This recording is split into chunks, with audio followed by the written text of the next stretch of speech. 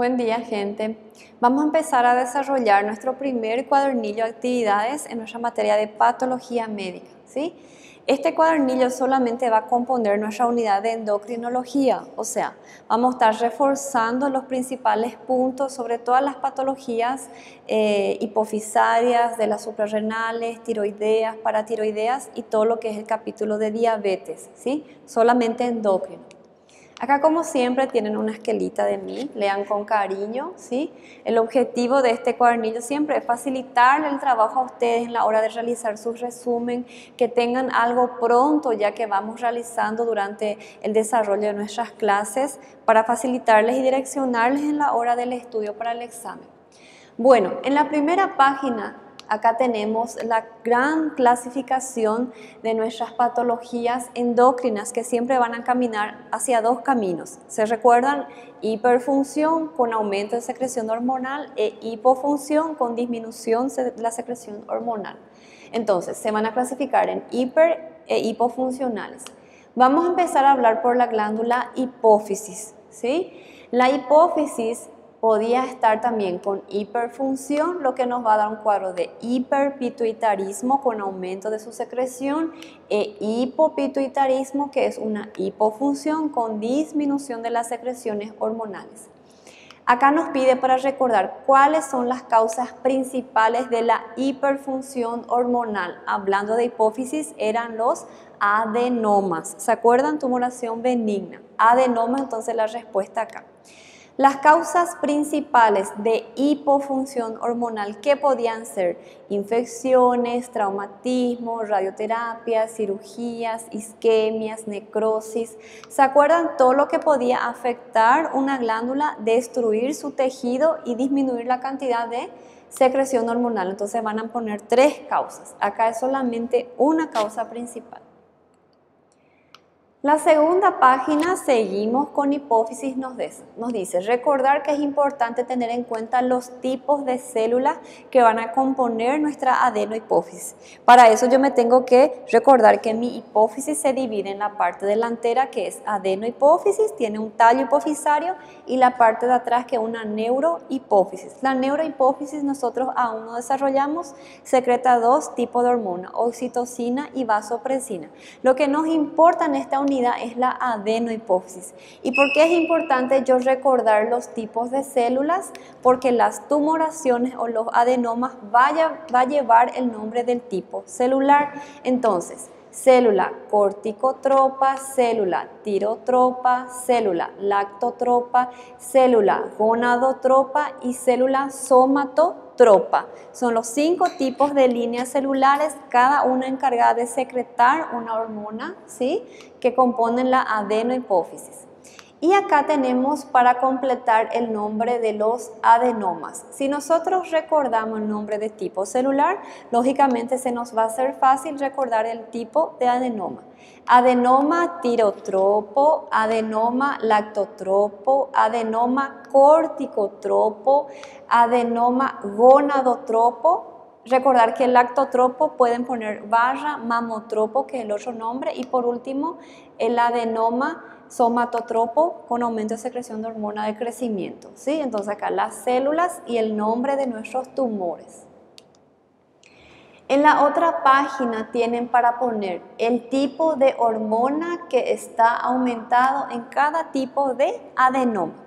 Entonces yo voy a poner acá adenoma tirotropo, la hormona aumentada es el TSH.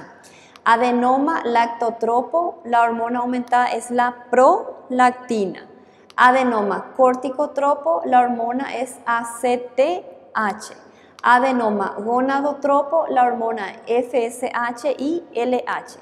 Adenoma somatotropo, hormona GH, hormona de crecimiento. ¿Se acuerdan? Bien. Después acá menciona que muchas veces vamos a tener una patología que consideramos efecto de masa local, que está producido por un tumor invasivo de características malignas, ¿sí?, y que puede comprimir las estructuras que están adyacentes a nuestra hipófisis y producir los síntomas más comunes, que era la afectación de la visión, ¿sí? Bueno, empezamos a desglosar entonces cada adenoma que estuvimos viendo a lo largo de nuestra unidad.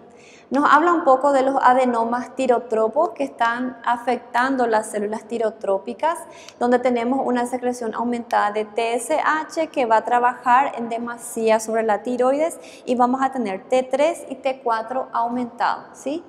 Este desbalance produce un cuadro clínico que conocemos como ¿qué producía el exceso de TSH? Producía un cuadro clínico llamado hipertiroidismo. Entonces acá van a poner hipertiroidismo.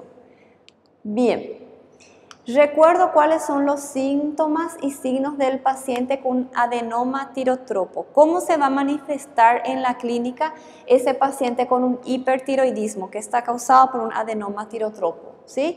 Podemos tener esoftalmia, taquicardia, ansiedad, pérdida de peso, ¿sí? Vayan mencionando uno en cada cuadrito. Son varios los síntomas y signos que podemos evidenciar. Hipertensión también es bastante importante.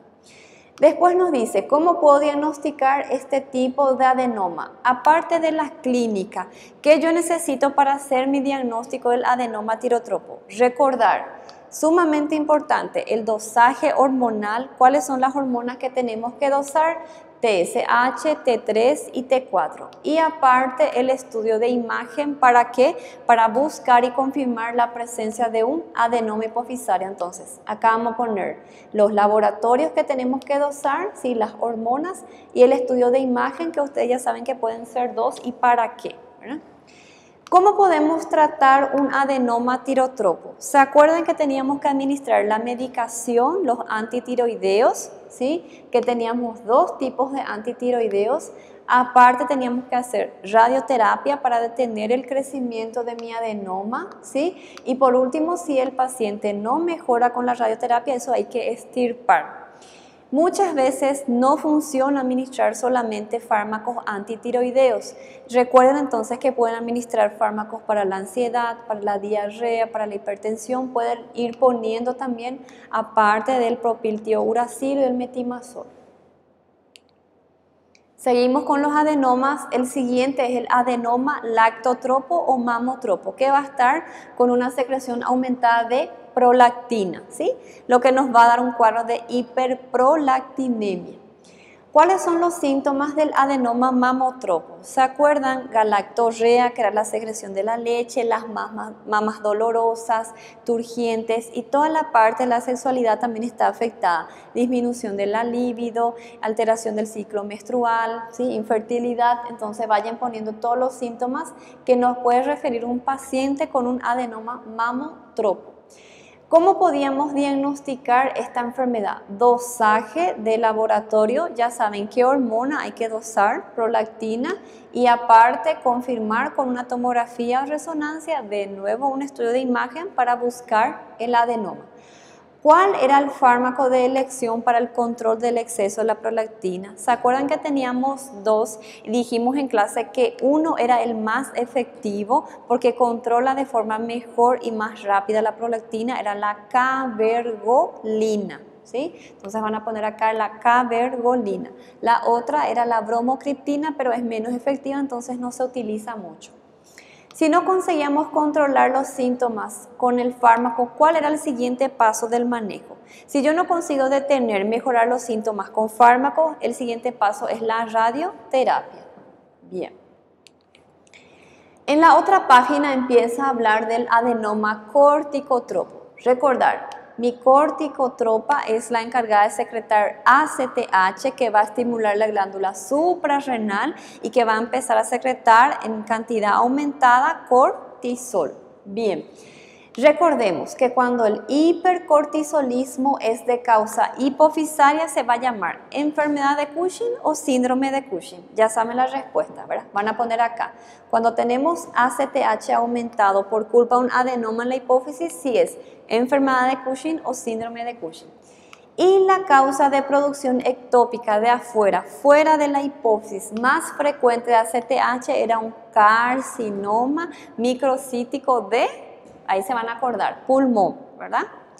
Bien, los síntomas que puede tener un paciente con un adenoma corticotropo. recordar, el paciente que sufre un adenoma corticotropo va a ser ese paciente con síntomas y signos de Cushing. Y allí se van a acordar la cara de luna llena, la obesidad central, extremidades finas, estrías violáceas, la joroba de búfalo, la piel seca, hipertensión, puede tener hiperglicemia. Entonces van a ir poniendo todos los síntomas, todo el aspecto que puede tener un paciente con Cushing. Después nos solicita cómo podemos confirmar el diagnóstico de nuestro Cushing. Tenemos que dosar 2 hormonas, el ACTH, porque lo que yo estoy buscando es un adenoma corticotropo, entonces ACTH y cortisol que tienen que estar ambos aumentados, y después el estudio de imagen, que ya saben que podemos tener 2 tipos. Vamos a optar por uno de ellos. ¿Cómo se trata el adenoma corticotropo? Teníamos fármacos que aumentaban la excreción del cortisol, ketoconazol, mitotano, ¿sí? Pongan los 3 fármacos que habíamos visto. Aparte tenemos que administrar radioterapia para detener el crecimiento de ese adenoma. Y en tercera parte, si no responde, si sigue creciendo este adenoma, hay que extirpar la tumoración. Después acá nos hacen una señal del adenoma gonadotropo que nosotros vamos a desarrollar en la siguiente unidad junto con el síndrome de virilización. Pasamos a otro tipo de adenoma, que es el somatotropo. Ya estamos en la mitad de nuestro cuadernillo. Se fijan como cuando hablamos de endocrino todo es similar, ¿verdad? El diagnóstico va a ser todo igual, siempre dosaje de hormona y buscar con estudio de imagen. Y el tratamiento va a seguir el mismo mecanismo. Los fármacos para el control de síntomas y el control del aumento de la hormona, después radioterapia y cirugía, ¿sí? Adenoma somatotropo. Tenemos una secreción aumentada de GH, de hormona de crecimiento, y puede dar lugar a 2 patologías. Si esta hormona de crecimiento, si esta tumoración se desarrolla durante la niñez, nosotros vamos a tener gigantismo. Y si se desarrolla ya en la etapa adulta, después del cierre de las epífisis, vamos a tener la acromegalia. Entonces son las 2 enfermedades que tenemos que mencionar en este cuadro azul. Después nos dice la clínica que pueden tener ambas patologías. Van a poner acá gigantismo y cómo se presentan del paciente, los signos que pueden ver, ¿sí? Acromegalia también, qué síntomas, qué signos podemos ver en el paciente. ¿Cómo diagnosticamos? Aparte de la clínica, tenemos que dosar nuestra hormona que está acá aumentada, y por último con un estudio de imagen. Tiene que poner cuál es la hormona que tenemos que solicitar y cuál es el estudio de imagen que vamos a optar. El tratamiento, ¿sí? Radioterapia y evaluar cirugía. ¿Se acuerdan que no había fármacos que consiguen controlar de forma suficiente el crecimiento de el aumento de esta hormona? Después vamos a hablar un poquito de las enfermedades tiroideas, patologías tiroideas. Acá ya no entra hipófisis, es solamente de la propia glándula tiroides, son enfermedades primarias tiroideas, que también se iban a clasificar en hipofuncionales e hiperfuncionales. Este cuadrito acá está para poner cuáles eran las principales causas de las enfermedades hipofuncionales. ¿Se acuerdan que podían ser adquiridas, congénitas e autoinmunes? ¿Sí? Las autoinmunes, los 3 tipos de tiroiditis. Las adquiridas por lesión, radioterapia, cirugía, extirpación, ¿sí? Y las congénitas en el caso del cretinismo, cuando durante el embarazo ya luego falta el yodo, entonces el niño nace con retraso, y tenemos el mixedema por falta de yodo en la dieta. Y las 3 principales causas de enfermedades hiperfuncionales, ¿cuál era? El adenoma tirotropo, la hiperplasia difusa y el bóceo multinodular, son 3. Bien. Acá abajo me pide para solicitar cómo diagnostico una patología hipertiroidea. ¿Se acuerdan cómo era el esquema, cómo tenía que ser nuestro mapa mental? Cuando yo tengo los síntomas de hipertiroidismo, encuadrarme que yo estoy en algo hipertiroideo. Cuando tengo los síntomas, ante la presencia de síntomas, yo ya tengo que solicitar las hormonas tiroideas T3, T4 y TSH, ¿verdad? TSH para saber si es una causa hipofisaria. Después, adelante, yo tengo que solicitar estudio de imagen de mi tiroides. ¿Cuál era? La ecografía tiroidea, ¿verdad? No voy a más pedir tomografía de cráneo porque yo estoy tratando de investigar una enfermedad, estoy hablando de una enfermedad solamente de la tiroides, ¿sí? Entonces, clínica, T3, dosaje de T3, T4, TSH, dosaje hormonal y ecografía tiroidea. ¿Cómo podemos diagnosticar una patología hipotiroidea? Cuando hablamos de hipotiroidismo, es importante anexar a este esquema también los antecedentes que tenga el paciente. Si el paciente investigar sufrió sesiones de radioterapia, tuvo algún tipo de traumatismo, alguna infección como las parotiditis, por ejemplo, o se sometió a algún tipo si tiene algún antecedente quirúrgico, perdón, sí, investigar si hay algo que pudo haber lesionado esa nuestra glándula. Entonces, con la clínica más buscar antecedentes, dosaje hormonal de nuevo, T3, T4, que tiene que estar disminuido, y por último, una ecografía tiroidea para ver la salud, la vitalidad de nuestra glándula. Acá nos pide para escribir el tratamiento de cada tipo de patología tiroidea. Acá tenemos mezclado las hiperfuncionales y las hipofuncionales, las más importantes, ¿sí? Ustedes ya se dan cuenta que falta más acá. Cuando hablo de enfermedades graves, recordar que tengo hipertiroidismo, entonces tengo que dar medicación antitiroidea, y se acuerdan que la enfermedad de graves cursaba con la presencia de un ataque autoinmune de los anticuerpos anti-TSH. Entonces, no se olviden de, aparte de citar los medicamentos que son antitiroideos, también mencionar los inmunomoduladores, hidroxicloroquina, metotrexato, ¿sí? Que son fármacos para detener el ataque autoinmune. Cuando hablamos de tratamiento de un adenoma hiperfuncional, también administrar fármacos para el hipertiroidismo, y todos los crecimientos irregulares, tanto en mi graves, en el adenoma, en el bocio, yo necesito administrar sesiones de radioterapia. Es lo único que consigue detener el crecimiento irregular de la glándula. Cuando tengo un adenoma, no se olviden de solicitar una biopsia para mandar a citología y ver mediante anatomía patológica las características de ese crecimiento. Y cuando tengo un bocio, no olvidarme de hacer el PAF, la punción con aspirado fino o punción con aguja fina, para también mandar a citología. Entonces, acá en los tres nosotros tenemos que indicar medicaciones antitiroideas. Ustedes van a poner cuáles son, ¿sí? Acá tenemos que dar los inmunomoduladores, y en los tres tenemos que poner la radioterapia y evaluar cirugía si es que no responde el paciente.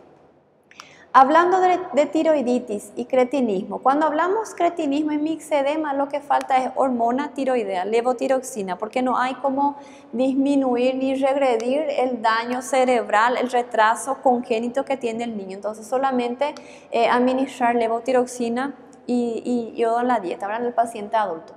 Cuando hablamos de tiroiditis de Kerbein, recordar que estamos en una patología hipofuncional, entonces yo también tengo que administrar levotiroxina, y las tiroiditis eran autoinmunes, entonces yo necesito administrar el mismo fármaco inmunomodulador que doy en la enfermedad de graves. Después cambiamos un poquito de glándula, vamos avanzando, empieza a ver las patologías suprarrenales. Podemos tener enfermedades hiperfuncionales y enfermedades hipofuncionales. ¿Se acuerdan cuáles eran las enfermedades con hiperfunción de la glándula suprarrenal? En la corteza, en la médula, ¿sí? Hipercortisolismo, después hiperaldosteronismo, feocromocitoma, eran las tres principales, y acá teníamos la enfermedad de Addison y el síndrome de Waterhouse, eran dos nada más las más importantes. Cuando hablamos de hiperfunción, ¿qué es importante recordar? Acá van a poner hiperaldosteronismo, van a poner hipercortisolismo y feocromocitoma. ¿Cómo es la clínica? ¿Cuáles son los síntomas, los signos que puede tener el paciente? En el hipercortisolismo estamos hablando del Cushing. Ahí ustedes se tienen que recordar cuando es una causa suprarrenal, si va a ser enfermedad o síndrome de Cushing, ¿sí? Van a poner todos los síntomas que tiene un paciente con Cushing. Cuando hablo de hiperaldosteronismo, recordar exceso de aldosterona, retiene mucho sodio con agua, excreta mucho potasio. Entonces, toda la parte de hipertensión junto con la parte de debilidad muscular, calambre y compañía. Y cuando hablo de feocromocitoma, ¿se acuerdan del exceso de catecolaminas en sangre? Aumenta la frecuencia cardíaca, hipertensión maligna. Importante mencionar los valores de presión que mantiene el paciente y todos los síntomas que el paciente va a tener por exceso, adrenalina, noradrenalina. Entonces no olvidar la frecuencia respiratoria aumentada, taquipnea, taquicardia, sudoración y todo más. Entonces, acá las 3 enfermedades, los síntomas de cada una de ellas, ¿cómo puedo diagnosticar? Aparte de la clínica, con el dosaje de las hormonas aldosteronas, catecolaminas, del cortisol, ¿sí? Y cómo yo puedo tratar. En el hiperaldosteronismo, recuerdan que teníamos un antihipertensivo, un antidiurético que hacía exactamente lo contrario, ¿verdad? Entonces, el nombre del fármaco. En el feocromocitoma, recuerdan que no había medicamentos para tratar la enfermedad. Nosotros podíamos administrar ciertos tipos de antihipertensivos para bajar un poco la presión del paciente y someterla a la extirpación del tumor, ¿verdad? Y en el hipercortisolismo Cushing, ustedes ya saben cuál es el tratamiento, va a ser la misma cosa de una patología hipofisaria con aquellos fármacos que utilizamos para aumentar la excreción de cortisol, ¿verdad? Tanto en el hipercortisolismo como en el hiperaldosteronismo yo puedo evaluar la presencia de una radioterapia si no estoy consiguiendo controlar con fármacos los síntomas. El feocromocitoma va directo a cirugía. En la otra página tienen sobre las 2 patologías hipofuncionales, el Addison y el Waterhouse. ¿Qué quiere decir? ¿Cuál es el concepto? ¿Qué quiere decir una enfermedad de Addison? ¿Se acuerdan que es una enfermedad autoinmune donde existe una autodigestión de nuestra glándula suprarrenal con posterior destrucción de la corteza y la médula y con disminución de la secreción hormonal porque perdemos tejido, ¿verdad? La enfermedad de Waterhouse era una patología hipofuncional que nosotros veíamos en un paciente séptico que me hace una SID, ¿verdad? Entonces emboliza, hay un trombo que tapona la vascularización de mi glándula suprarrenal y posteriormente hay necrosis y hemorragia de esa glándula, ¿verdad? Entonces, acá es autoinmune, acá es en un paciente con sepsis y un paciente que me hace SID. ¿Cómo yo puedo diagnosticar? Lógicamente con la clínica, con el dosaje de las hormonas que tienen que estar todas disminuidas y no olviden de pedir todas las hormonas que secreta la suprarrenal, el cortisol, los andrógenos, las catecolaminas, ¿sí? Pongan toda la aldosterona acá y acá. El síndrome de Waterhouse va a ser la misma cosa. La clínica, los signos de sepsis, ¿verdad? Y el dosaje de las hormonas y tengo que pedir imagen en ambas para ver el estado de mi glándula suprarrenal, ¿sí? Y el tratamiento, la enfermedad de Addison yo tenía que tratar con aquellos fármacos que usamos en graves, que usamos en las tiroiditis, que son para detener el ataque autoinmune, los inmunomoduladores, ¿verdad? Y aparte tengo que estar administrando las hormonas o suplir la acción de las hormonas con corticoides exógenos, inotrópicos, para hacer el papel de las catecolaminas y así. Cuando hablamos del síndrome de Waterhouse, ¿se acuerdan que la cantidad de mortalidad era bastante alta y dijimos que los pacientes que sobreviven a este episodio son pacientes que van a tener que tomar por el resto de sus vidas medicaciones para suplir la actividad de las glándulas suprarrenales? Hasta ahí suprarrenal. Ahí empezamos a ver paratiroides, ¿sí? Estamos en la mitad de nuestro cuadernillo. Cuando hablamos de paratiroides, recordar que también yo voy a tener enfermedades con hiperfunción y enfermedades con hipofunción, ¿sí? Con hipercalcemia o hipocalcemia. El exceso de secreción va a estar dada por el exceso de paratohormona o PTH. Acá tienen que poner la hormona que va a estar afectada. ¿Cuáles son los síntomas que yo puedo tener en una hipercalcemia? Recordar, en la hipercalcemia hay exceso de PTH, tengo exceso de resorción ósea y aumento del calcio iónico libre en plasma. ¿Qué síntomas nos puede dar? Pongan los 4. No olvidar del dolor óseo, que es el principal motivo de consulta, ¿sí? El que primero aparece. Cuando hablamos de hiperparatiroidismo, ¿cómo podemos diagnosticar? ¿Con qué dosaje de qué electrolitos? ¿Sí? Si puedo pedir algún tipo de imagen, cuál puedo pedir y cómo puedo tratar, cómo era tratado el exceso de calcio en sangre, el dolor de hueso, con qué fármacos podíamos manejar. Abajo nos dice, cuando ocurre una hipocalcemia por culpa de un hipoparatiroidismo, ¿cuáles son las causas más comunes? Lo que generalmente causa también un hipotiroidismo, ¿verdad? Infecciones, necrosis, lesiones, isquemia, elijan 3 para poner. ¿Cómo puedo diagnosticar una hipocalcemia y cómo puedo tratar? No olvidar de, aparte del calcio con vitamina D, mencionar la exposición solar por 15 minutos, ¿sí? Por lo menos 2 semanas. Y ahí empezamos con el gran capítulo de diabetes. Diabetes es tal vez lo más importante fuera hipotiroidismo, hipertiroidismo de esta unidad, porque vamos a ver mucho durante nuestra práctica clínica. Entonces vamos a prestarle mucha atención. Lo que está acá en el cuadernillo de actividad es lo más importante que nosotros tenemos que recordar, que nos va a servir en la práctica clínica. Acá tienen mencionados los 4 tipos principales de diabetes y empezamos con la diabetes tipo 1. ¿Sí? ¿Cuál era el gen implicado en este ataque autoinmune? ¿Cuál era el gen que le predispone al paciente a desarrollar esta enfermedad? HLA, era el nombre del gen. Este gen activa 2 anticuerpos, lógico, ese anticuerpo va a necesitar de un factor de activación para despertarse. ¿Cuáles son los 2 anticuerpos que hacen esta digestión del páncreas? Anti-GAD y K, ¿se acuerdan? Bien. En el páncreas produce un proceso inflamatorio que le caracteriza a la diabetes tipo 1. ¿Cómo se llamaba? Insulinitis, que es lo que me va a diferenciarle de diabetes tipo 2. El paciente tipo 1 es generalmente pediátrico y los picos de aparición son, ¿se acuerdan la faja etaria? Más o menos 4 a 7 años y 10 a 14 años. Son los 2 picos de aparición de esta enfermedad de forma más común.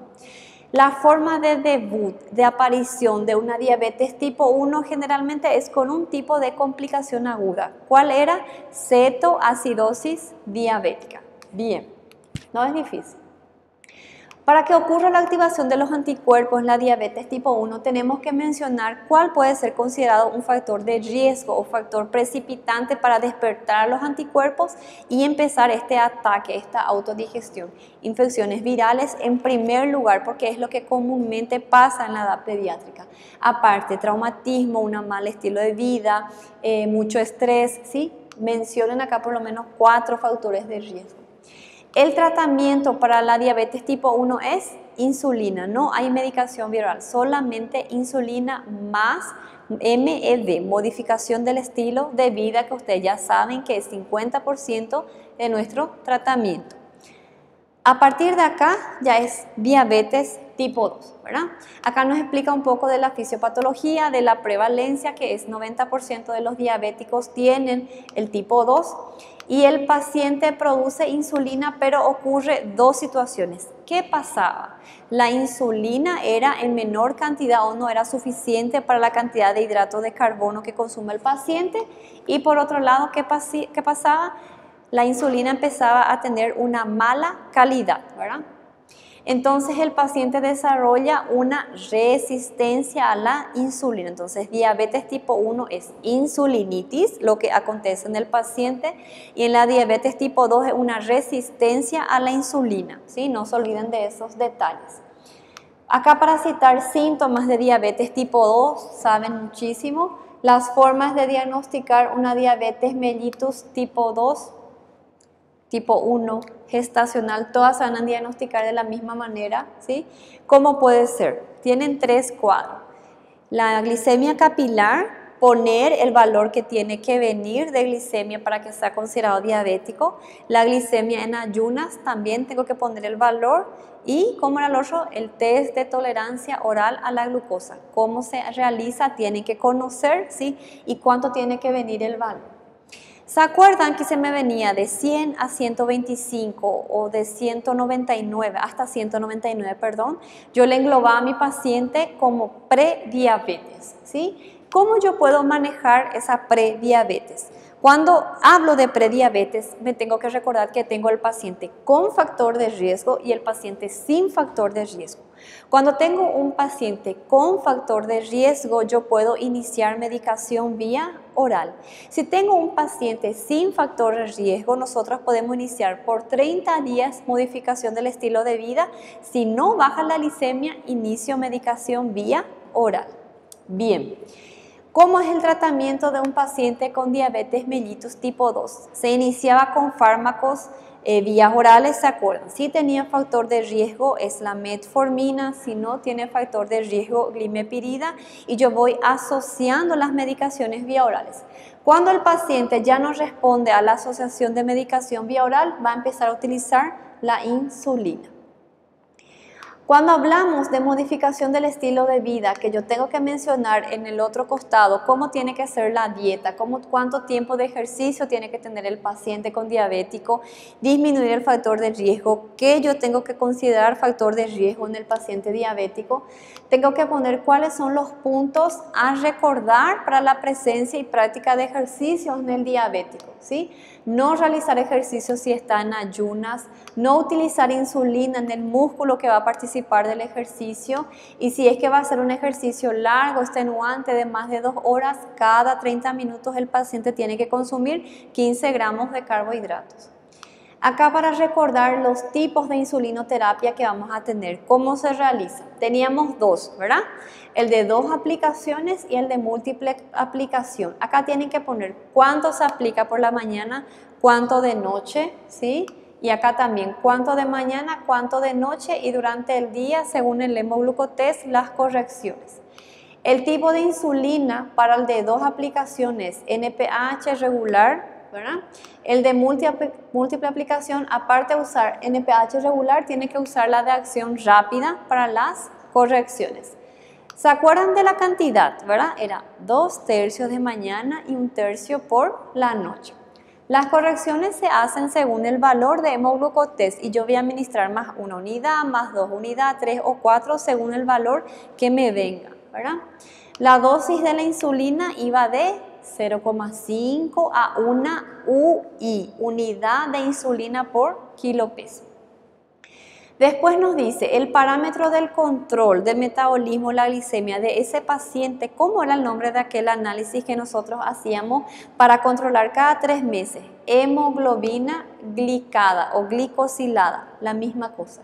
Y el valor deseado para un paciente diabético es menor a 7%. En caso que tengamos pacientes anémicos o donde no sea confiable la solicitud de una hemoglobina glicada, teníamos otro análisis que era la fructosamina.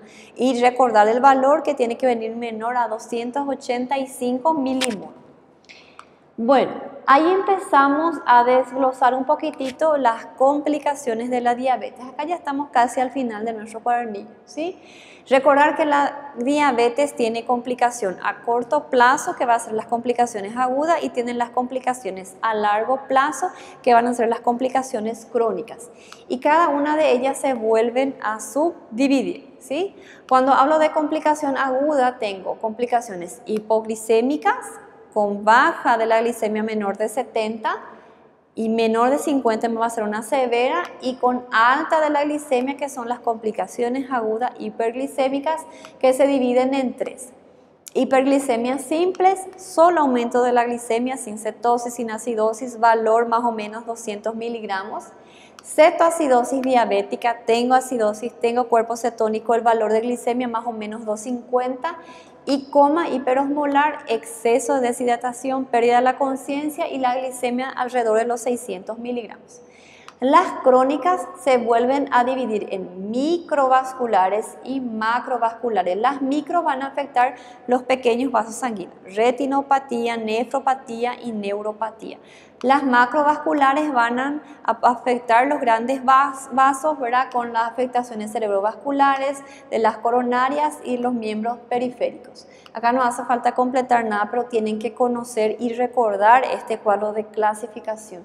Acá es sumamente importante recordar el valor de glicemia que mantiene todas estas complicaciones agudas, porque es lo que más vamos a ver en urgencias. Pueden citar cuáles son las causas de hipoglicemia, cuáles pueden ser las causas de hiperglicemia, ¿sí?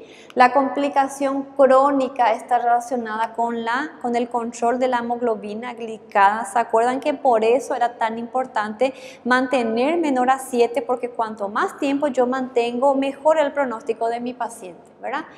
Los síntomas de una hipoglicemia. Cuando el sistema nervioso central, cuyo principal combustible es la glucosa, le empieza a faltar ese combustible, él tiende a apagarse, a fallar, ¿verdad? ¿Cuáles son los síntomas entonces que yo puedo tener en decorrencia de una hipoglicemia? Van a poner uno en cada cuadrito. El valor de glicemia en una hipoglicemia era menor a 70 miligramos por decilitro. Si era menor a 50, ya estoy frente a una hipoglicemia severa, donde el paciente me puede hacer un coma hipoglicémico. ¿Cómo podemos manejar un cuadro de hipoglicemia? Poner en un lado, como era en casa, administrar 15 gramos de hidrato de carbono, esperar más o menos 15 minutos, medir de nuevo la glucosa, ¿verdad? Y si me vienen urgencias, una glicemia muy baja o que no me responde a la administración de miel, bebidas azucaradas, caramelos masticables, azúcar bajo la lengua, administrar una ampolla de glucagón subcutánea, hidratar con dextrosa solución glucosada, después hidratar un poco con solución fisiológica y no se olviden de administrar su corticoide, ¿verdad? Esto es hipoglucemia. Después en la otra página empezamos a ver las complicaciones agudas hiperglicémicas. Vamos a empezar con la cetoacidosis. Tienen que poner el valor de glicemia que era alrededor de 250, ¿verdad? La presencia de cuerpos cetónicos se produce como desecho del metabolismo de los lípidos, acá van a poner lípidos, y la acidosis se produce por acumulación de cuerpos cetónicos en sangre. Eso era lo que acidificaba mucho la sangre. ¿Cómo yo puedo diagnosticar mi cetoacidosis diabética? Recordar, yo tengo que buscar mi cetosis, tengo que buscar mi acidosis y tengo que buscar mi hiperglicemia. Entonces, aparte de los síntomas, yo tengo que solicitar orinas simples, donde vamos a tener la presencia de cuerpo cetónico. Tengo que solicitar una gasometría, donde me voy a ver mi bicarbonato bajo, el pH bajo, y mi hemoglucotest o glicemia capilar, donde me tiene que venir en 250 la sangre, ¿verdad? La glicemia, perdón. ¿Cuáles son los síntomas que va a tener mi paciente y cómo puedo tratar? Mi cetoacidosis yo voy a tratar con insulina, ¿verdad? Que me va a manejar la glicemia y la presencia de cuerpos cetónicos. Tengo que administrar el bicarbonato para mejorar esa acidosis y disminuir esa respiración acidótica de Kussmaul, ¿verdad? Y aparte tengo que hidratar también. Entonces acá van a poner insulinoterapia, bicarbonato, rehidratación. ¿Con qué tipo de solución? También es importante manejar. Cuando yo tengo un estado hiperosmolar no cetóxico, recordar que es aquel coma hiperosmolar, entonces voy a tener la hiperglicemia alrededor de 600 miligramos, desorientación, confusión, pérdida de la conciencia, la piel va a estar bastante fría, sudorosa, pálida, ¿sí? ¿Cómo yo puedo diagnosticar? Yo tengo que solicitar la misma cosa que solicito en una cetoacidosis y también anexarle un pedido de electrolitos o ionograma. ¿Por qué?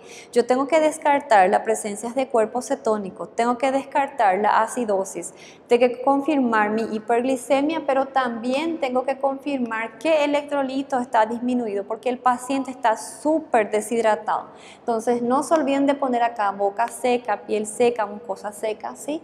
El tratamiento va a ser similar, ¿sí? Yo voy a corregir ese exceso de glicemia con insulina, ¿sí? Tengo que hacer fluidoterapia con Ringer o solución fisiológica y aparte tengo que corregir los electrolitos. Después, esta página me habla solamente de complicaciones crónicas, ¿sí? A largo plazo, que se van a clasificar en las micro y macrovasculares. Esta es la fisiopatología de la retinopatía diabética.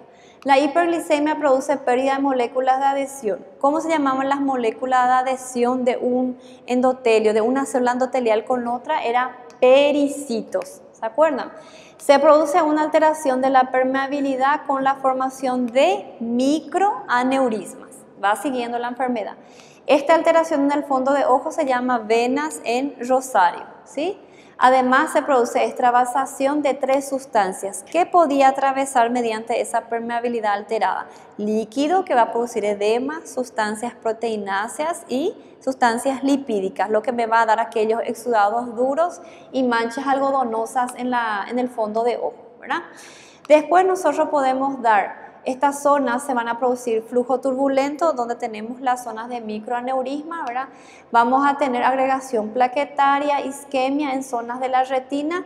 Cuando tenemos parte de la vascularización de la retina que se isquemiza, ¿sí? Porque se forman trombos que van a taponar, va a dar formación a neovasos, ¿sí? ¿Se acuerdan que la retinopatía se clasificaba en no proliferativa y proliferativa? Cuando tenemos ya la formación de nuevos vasos o neovasos, que es la palabra, ¿sí? Nosotros ya estamos en la etapa de retinopatía proliferativa, ¿sí? Esta vascularización crece de forma desordenada, se puede inflamar, ¿sí? Puede ocurrir una esclerosis, ¿sí? Una fibrosis, y eso va a desencadenar una maculopatía, que es la causa por la que nuestros pacientes se quedan ciegos, ¿verdad? Eso es retinopatía diabética. Acá por este lado tenemos la nefropatía diabética, que tiene una fisiopatología más sencilla, ¿verdad? La hiperglicemia conduce al glomérulo a un proceso de hiperfiltración, ¿verdad? Aumentaba la cantidad de, acá tienen que poner hiperfiltración. ¿Por qué hiperfiltra nuestro riñón? Porque empieza a intentar excretar en orina el exceso de azúcar que está circulando en sangre, ¿verdad? Este trabajo excesivo conduce a una inflamación y va a dar lugar a la pérdida de pequeñas cantidades de proteínas en orina, lo que nosotros conocemos como microalbuminuria, ¿verdad? Cuando va continuando el proceso inflamatorio, se produce un cuadro de fibrosis, donde nosotros ya tenemos instalada una esclerosis glomerular o una glomerulosclerosis, como quieran llamarlo, ¿sí? Y con pérdida importante de cantidad de proteína en orina, con la presencia ya de un síndrome nefrótico, donde tenemos pérdida de 3 gramos de proteínas por día. ¿Cómo podemos rastrear una nefropatía? Era con la proteína de 24 horas, ¿verdad? Donde yo voy a estar buscando ya presencia de pequeñas cantidades de proteínas que se filtran en orina. La retinopatía, recordar que yo puedo estar buscando, rastreando con el fondo de ojo. Después tengo la neuropatía diabética, ¿verdad? Otra complicación microvascular. El exceso de glicemia se metaboliza por la vía del poliol, que era otra vía por donde se intenta usar nuestro azúcar. La enzima que va a utilizar este azúcar era la aldosa reductasa, ¿sí? Y el producto de desecho de este azúcar que se usa por otra vía se llama sorbitol. ¿Se acuerdan? Y ahí este sorbitol es lo que se iba a acumular en las terminaciones nerviosas, produciendo una alteración de la transmisión nerviosa. Entonces el paciente empieza a tener pérdida de sensibilidad, ¿verdad? ¿Cómo podíamos rastrear la presencia de todas estas complicaciones crónicas microvasculares? Entonces, retinopatía con fondo de ojo. Neuropatía con el test del monofilamento, ¿se acuerdan que podíamos hacer en consultorio? Y la nefropatía con la proteinuria de 24 horas. Después acá nos solicita el fondo de ojo en los diabéticos tipo 1. ¿Cuándo yo puedo solicitar? Era a los 5 años de enfermedad recién, porque yo tengo un inicio bien marcado de cuándo empezó esa enfermedad, ¿verdad? Ahora, si tengo un paciente diabético tipo 2, ¿cuándo yo puedo estar solicitando mi fondo de ojo? Era al momento del diagnóstico y después cada año de forma anual. Y si por ventura el paciente ya tiene instalada algún grado de retinopatía, se hacía cada 6 meses, ¿verdad? Ahí empezamos a ver un poquitito las complicaciones macrovasculares. ¿Qué nos decían al respecto de las enfermedades macrovasculares? Que podía ocurrir por culpa de la formación de trombos que van a embolizar y puede desencadenar con más prevalencia infartos, derrames, aneurismas, disecciones. Y no más importante mencionar el pie diabético, que el pie diabético dijimos que era la principal causa de amputación no traumática en nuestro país y que era la suma de una complicación microvascular ¿sí? Más una complicación macrovascular. Es una complicación crónica. El prediabético es una complicación crónica y es la suma de una neuropatía más una vasculopatía periférica. ¿Está bien? Si tienen alguna duda, no se olviden de consultar su libro, Robis, cualquier cosa pueden entrar en contacto conmigo. Yo voy a estar esperando la duda de ustedes. Gracias, chicos.